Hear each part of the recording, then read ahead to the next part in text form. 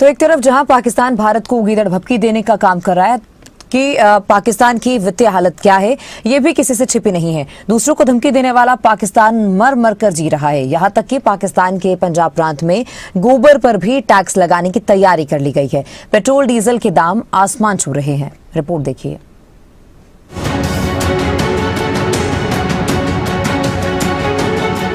अब गोबर से कमाई करेगा पाकिस्तान। गोबर से भरा जाएगा सरकारी खजाना। कंगाली में किसानों का भी आटा गीला। पाकिस्तान की आर्थिक स्थिति किस कदर दबाव में है, इसका अंदाजा अब उन फैसलों से लगाया जा सकता है जो आम लोगों को चौंका रहे हैं।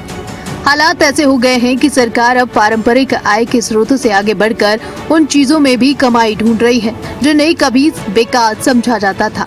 पंजाब प्रांत में मरियम नवाज की सरकार ने एक ऐसा कदम उठाया है जिसने लोगों को हैरान कर दिया है। सुथरा पंजाब नाम के एक नए वसूली अभियान के तहत भैंस के गोबर पर टैक्स लगाने की योजना बनाई गई है।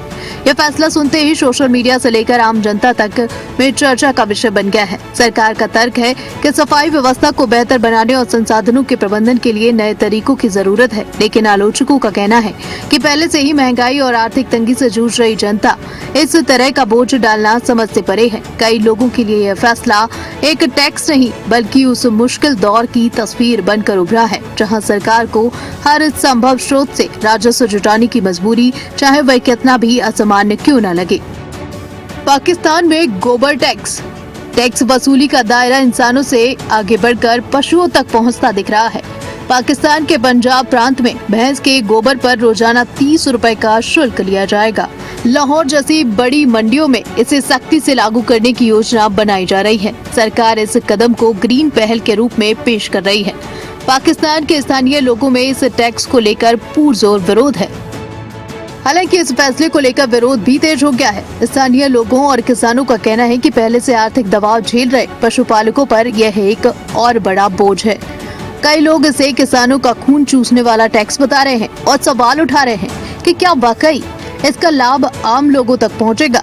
इस मुद्दे ने अब राजनीतिक रंग भी ले लिया है। जहां एक तरफ सरकार इसे विकास और सुधार की दिशा में कदम बता रही है, वहीं दूसरी तरफ विपक्ष और आम जनता इसे अव्यवहारिक और किसानों के खिलाफ मान रही है।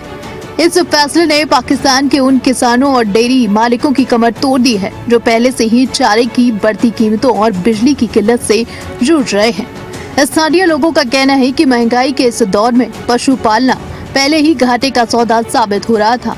अब गोबर टैक्स ने उनकी परेशानियां और बढ़ा दी हैं।